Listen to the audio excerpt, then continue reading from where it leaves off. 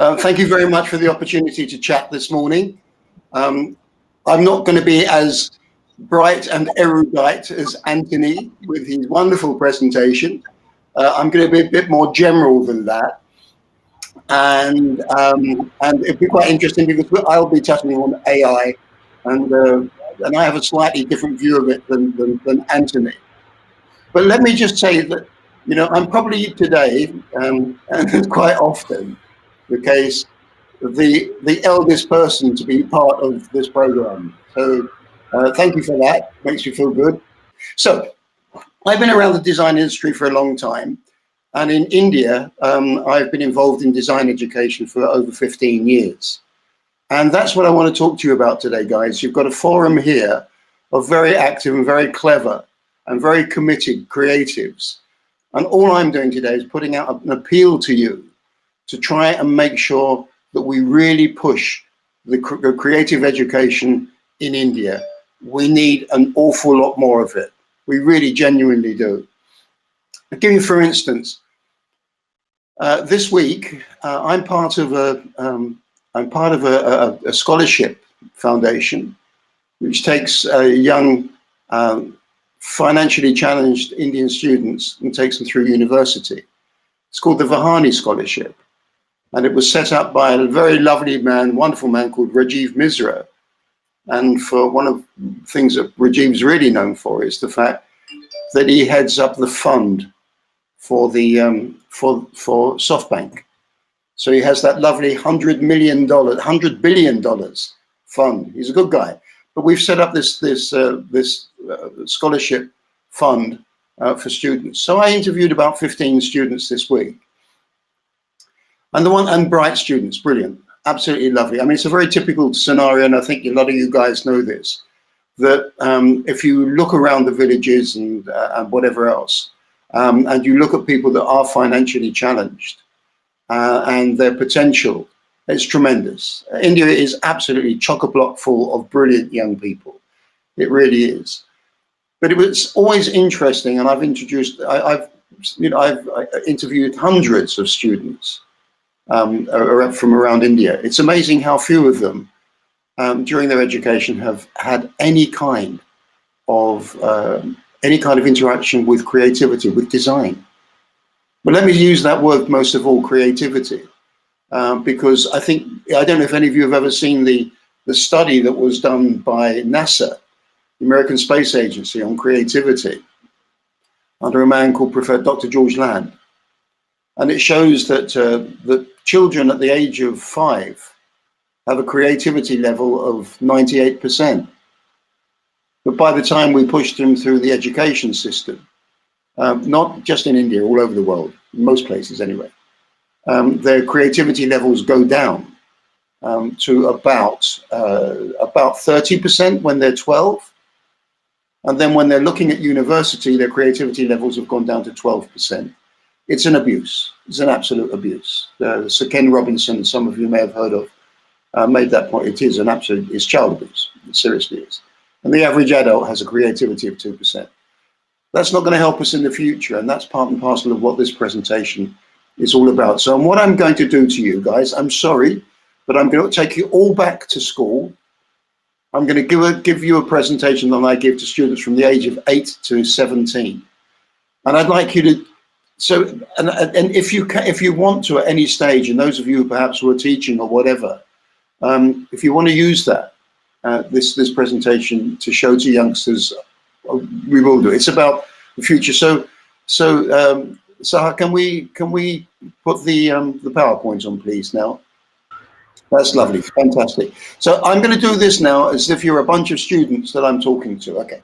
So I always start off by saying, you know, lovely to see you guys this morning and all that. And for me, it is morning because I'm in London. But it's really wonderful to talk to you. Here I am. I'm actually in London. And to give you some idea where I am in London, I suppose there might be 1 or 2 of you in the audience who like cricket. And I think after the game with Australia this week, I don't think anybody could not love cricket and Indian cricket. Absolutely magic, wonderful, well done, India. And I live about 5 minutes from Lord's Cricket Ground. So that's where I am. But this week, or the last couple of weeks, I've been not only in London, but I've been to Manchester, I've been Oxford and Cambridge, Durham, Northern Ireland, I've been to Doha, I've been to Dubai, I've been to Sikkim, I've been to Delhi, I've been to Mumbai, I've been to Calcutta, I've been to Ghaziabad, I've been to Bihar, I've been to Orissa, I've been to Goa, all sitting at my desk. All of that sitting at my desk, and I haven't got a clue how many different locations there are now to people that I'm chatting to. That's the world that we live in, guys. That's the magic of the world that we live in. And add to that, for us at the moment in London, we're back into that evil lockdown situation. Things are not looking too good over here at the moment. They'll get better. But fortunately, one of the things that's happened miraculously over the last few months is the vaccine. So we've managed to get together there's 3 over here in the UK at the moment. But the vaccine that would normally take in the past 15 to 20 years to produce has been produced in 8 to 10 months. And that's because of, sorry, Anthony, that's because of AI. That's because of the vast changes in technology that it's all about. And that's why it's important that we look where this workshop is the future work. It's about the future. What young people, when they're looking at where they're going to be, say in 5 years' time or 10 years' time, they're looking at which jobs they're going to take. Where should they go? Then you have to look at what is beginning to happen. So could we go on to the next slide, please, Saha? Okay, so where is the world heading? Now, you as an audience, you all know because you're all creative, so whatever. But just pretend again, you're that 16-year-old student who's wondering what to do in the future. So where are we going? What will the jobs and all that be about? Next one, please, Sahar. Colonized by tech. Now, that's something I can, Anthony, if you're still listening, I'm sure you hate that expression, and I hate it too. Colonize, it's a very difficult thing. The word colony or colonial or whatever is, I lived most of my time in Delhi, even though now I'm in London for a while. It's very uncomfortable being a Brit on certain days, like Independence Day or Republic Day in India, because we were the colonial masters. Evil, awful, hate it. None of us like the idea of people being colonized. And so the thought of being colonized by robots, by technology, that's scary, isn't it? Not good, not good at all. Will we be colonized by tech? Next slide, please. So here are some predictions. We all like predictions, don't we? Next one, please. Please, Sahar. Okay. Humans and machines. AI. Everybody says artificial intelligence. I don't like the word artificial. I hate the word artificial. It reminds me of plastic. For me, it's augmented intelligence. Yeah. So AI is there. It's here. We're living with it. We're benefiting from it. We seriously are. But there is the concern that AI doesn't work in our favor, or potentially can take us over. That humans, and I've had this conversation, in fact, a lot of young students that I was talking to this week for Kholi Scholarship are already doing their own, they're doing their own coding, they're putting up their own internet things and doing amazing stuff. So, they're really getting into this. But will it be the case that, well, and we already know that the majority of coding in the future will be done by machines, by AI. We know that. So will it be that case? Will machines take over humans? There's certain simple things, isn't there? That just they're like automation. Who serves us in a restaurant? There are lots of restaurants in Japan where you're served by a robot. Yeah. Will they operate the factories? Well, I read a report the other day in the Times that said by the year 2025, so another 4 years, that half of industry in the UK will be mechanized through robots. It's not even a question of if, it's when. It's what, you know, it's what it's all about. It's what's happening. And are there things, will robots actually have the same qualities and the same abilities as humans? It's an interesting question, but let's go on and see from that. Next one, please, Sahar. Okay, let's just watch this little clip, yeah, from the film Aladdin. Okay, if we could play the clip, please, Sahar. You can clap now. No, please. You can thank me outside, in the sun, when you wish us out. So, how does it work? You're kidding, right? The whole song was the instructions.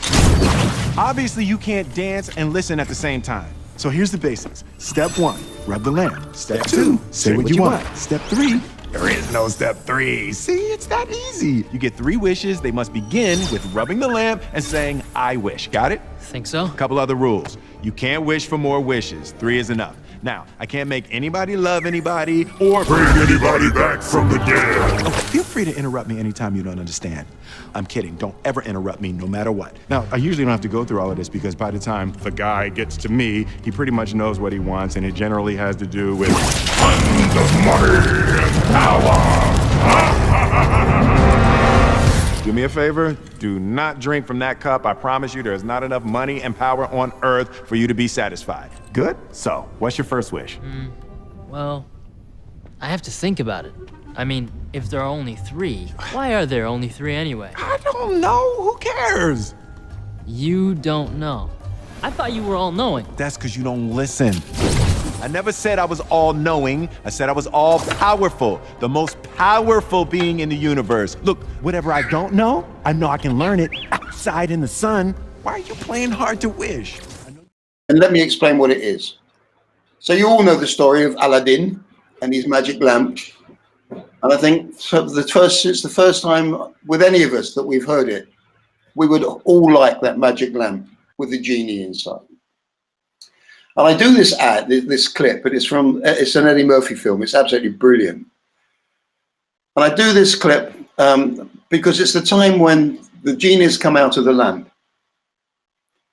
And then he says to Aladdin, okay, you can have 3 wishes. That's great.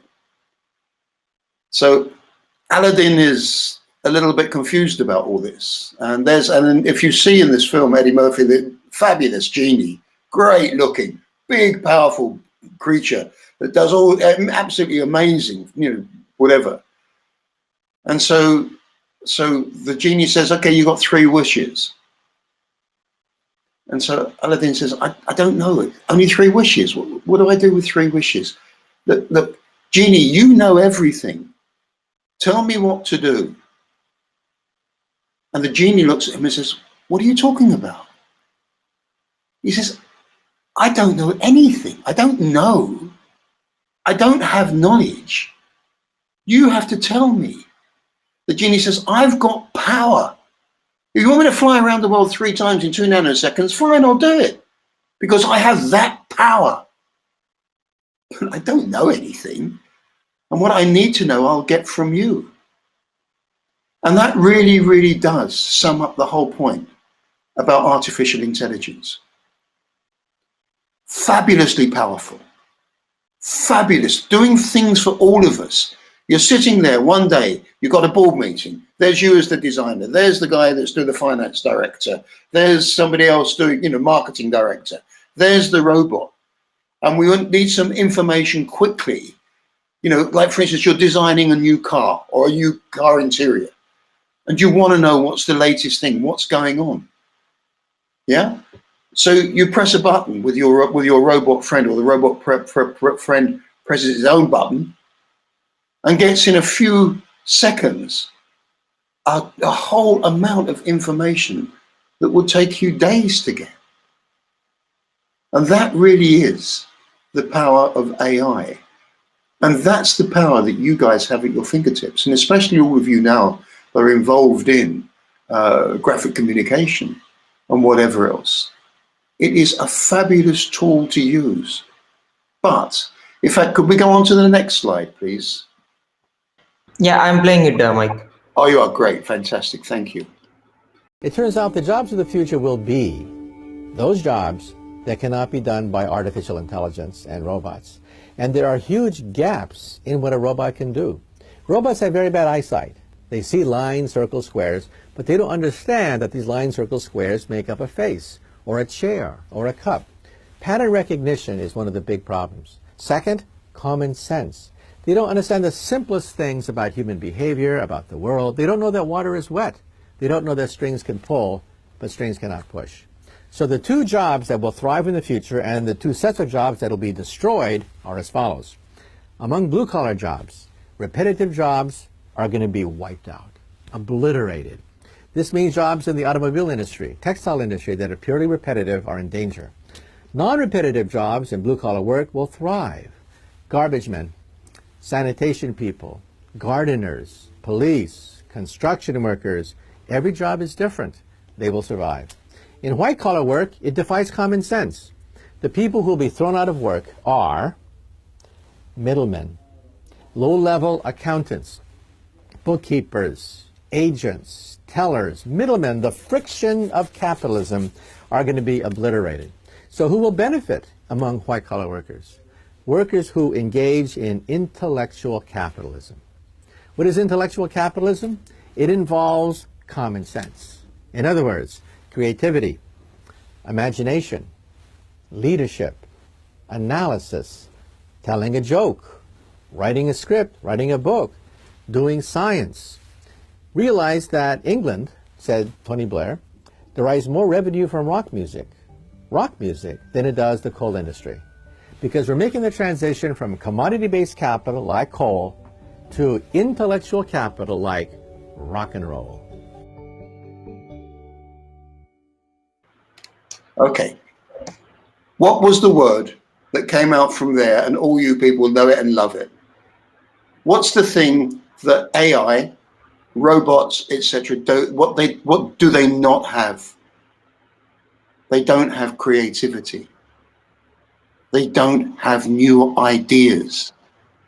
They can work with a power bank of millions and millions and millions of pieces of information that have been discovered, put together by other people, put together by humans, but they cannot come up with new ideas.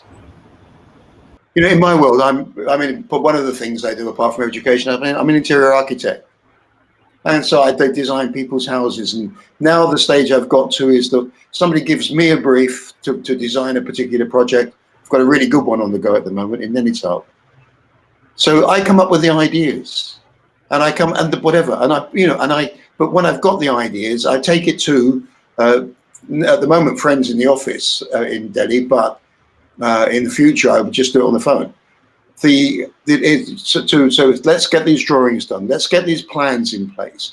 So we do the floor plans, and then we do the cross sections, and then we do the 3Ds, and then we put together the schedule of finishes. And all this I'm doing with robots. And then we do the virtual, well, it's not virtual anymore, virtual reality. It's almost reality. And then so we get the computer does that for blah, blah, blah. We do all that kind of stuff. And then the computer will do the engineering, the structures, the graphic statics of the whole building. And then the computer will give you the time level for how long it will take you to do that job, because it has that information.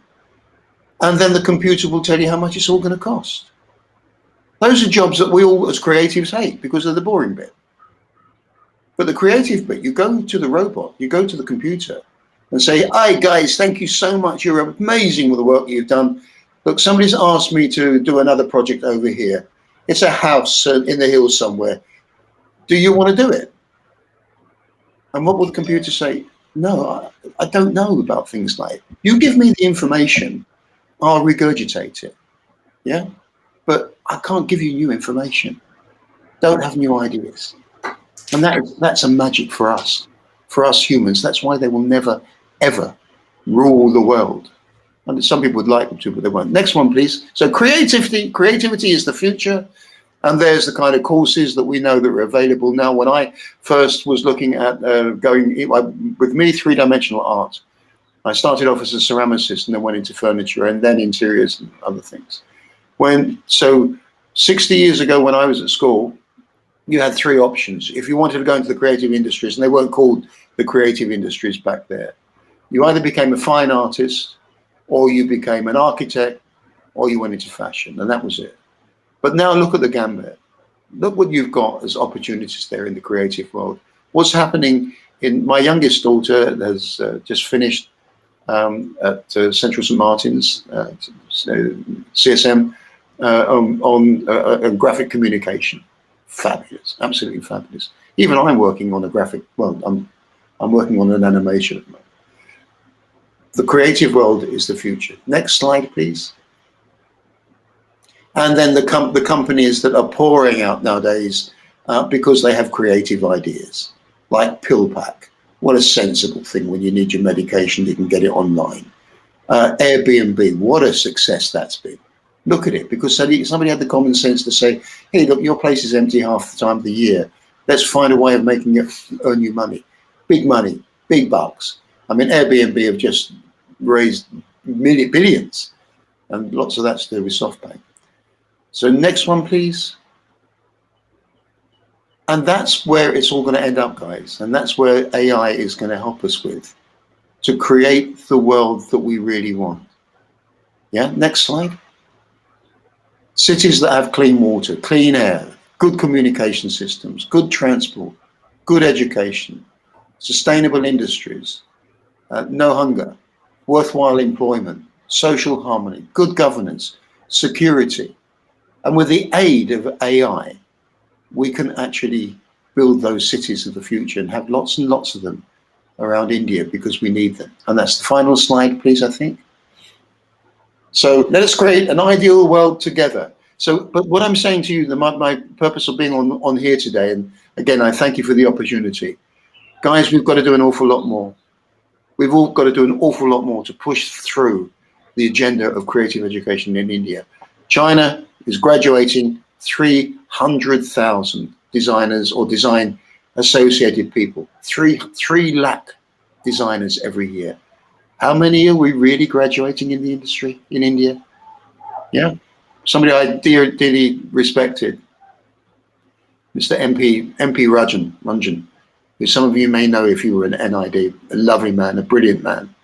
And a few months just before he sadly passed away, I said to him, you know, MP, how many graduates do we really put out a year in India? I said 10,000, 12,000. He said 500. That was a long time ago. But please, guys, let's get on to this. Let's do this thing. Support, get yourself into schools.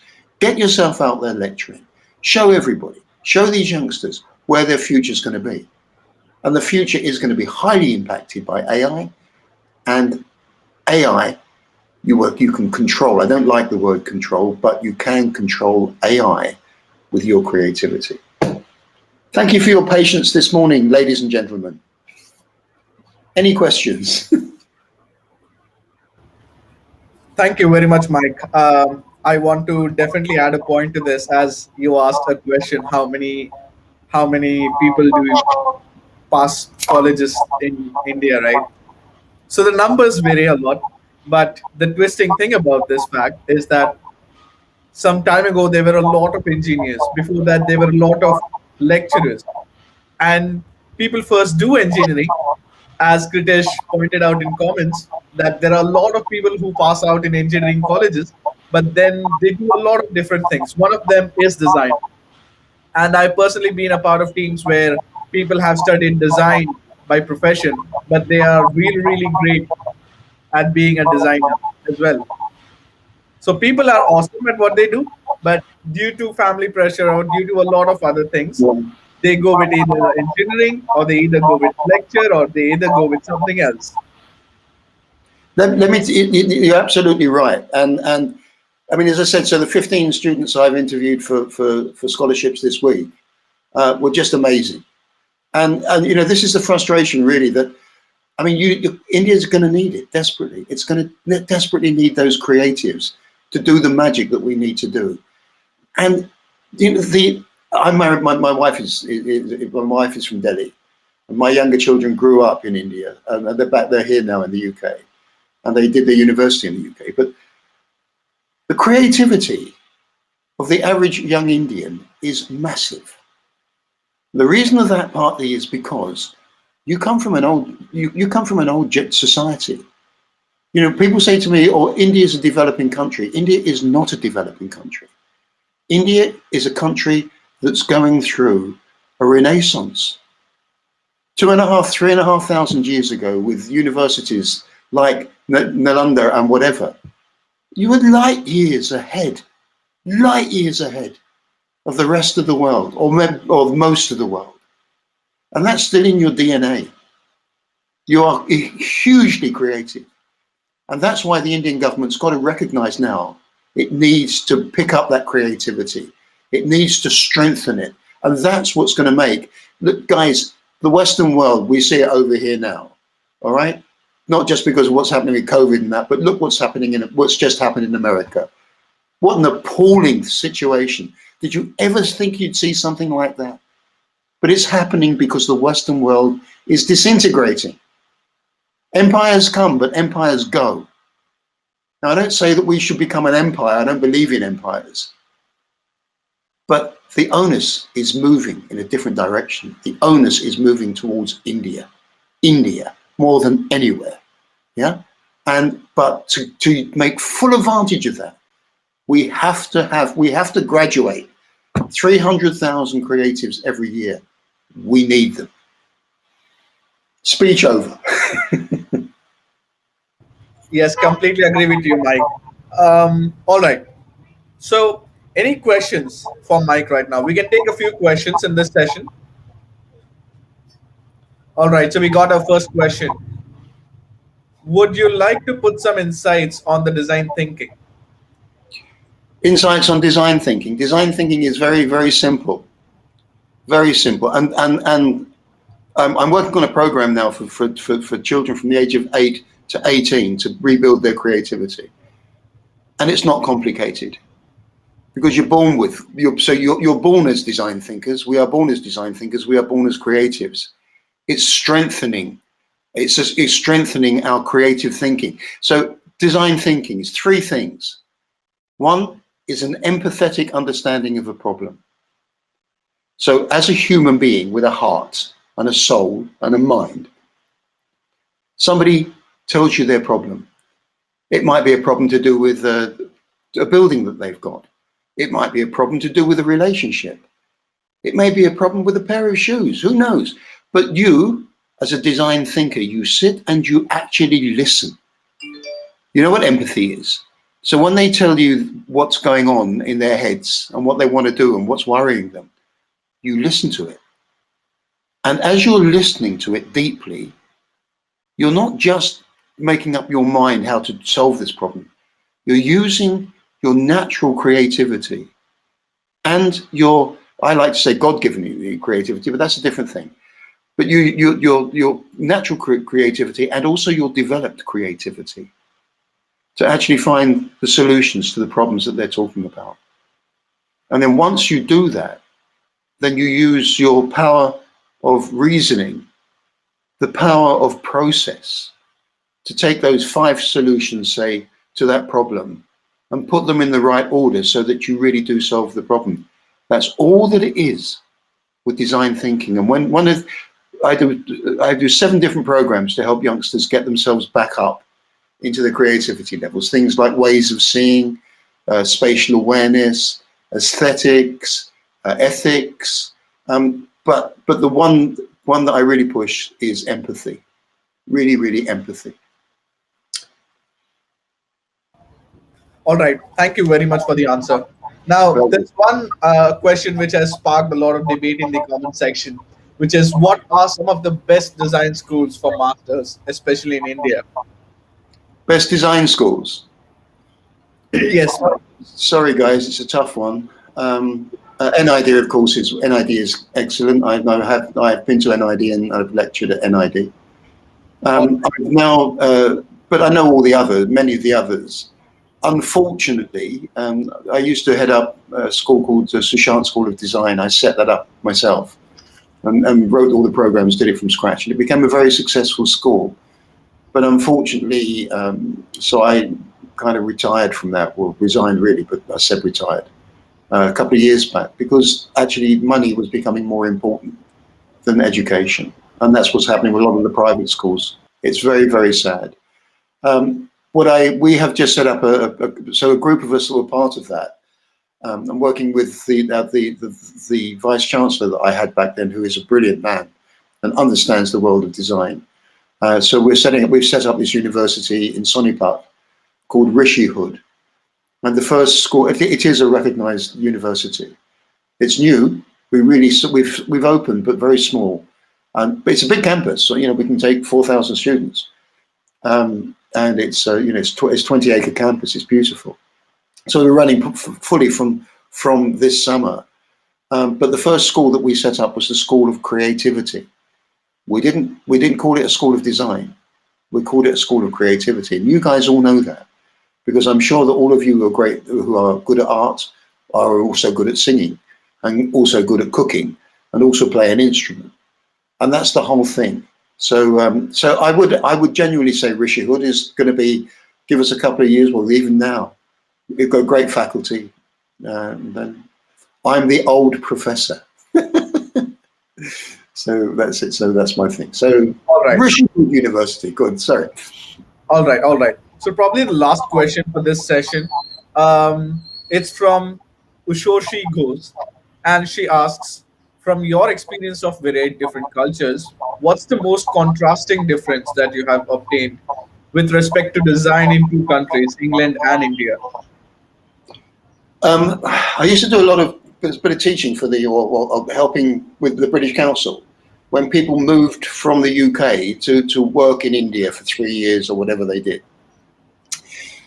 One of the things that I did, to try and make people feel settled, I did the old classic thing. I said, okay, with one finger, go like that, vroom, okay, straight line. With the other hand, nice circle, Ferris wheel. Now try and put them together. And then everybody does this and they can't do it. Left side of the brain, right side of the brain, or whatever. What we've got in India is that I think we all know that. You go back to No Full Stops in India of Mark Tully. We think in a very beautiful, creative, circular way. We seriously do. We have that mind that doesn't stop. Yeah? So it's beautifully creative, but it can sometimes, like with Jugaad, which is wonderful, but Jugaad doesn't always work. Whereas in the Western world, again, we believe in beginnings and endings. So for instance, if I say to somebody, I'll see you at 12 o'clock, I'll get there 10 minutes before 12. Because that's the way I've been trained. If I say to many of my lovely, lovely Indian friends, so we'll have lunch at 1, no problems at all, and they all turn up at 2. Not because they're rude, not because they don't care, but the mind doesn't work in that way. And so there's your slight difference between the Western way of thinking and the Eastern way of thinking. And the perfect thing, of course, and if I do that and I do that, I can do it. I mean, I've done it 1,000 times because I've had the privilege. I'm spending half my life in a Western culture, half my life in an Indian culture. That way you get the best of both worlds. Seriously. But your creativity, the creativity that's within the Indian psyche, within the Indian DNA is massive.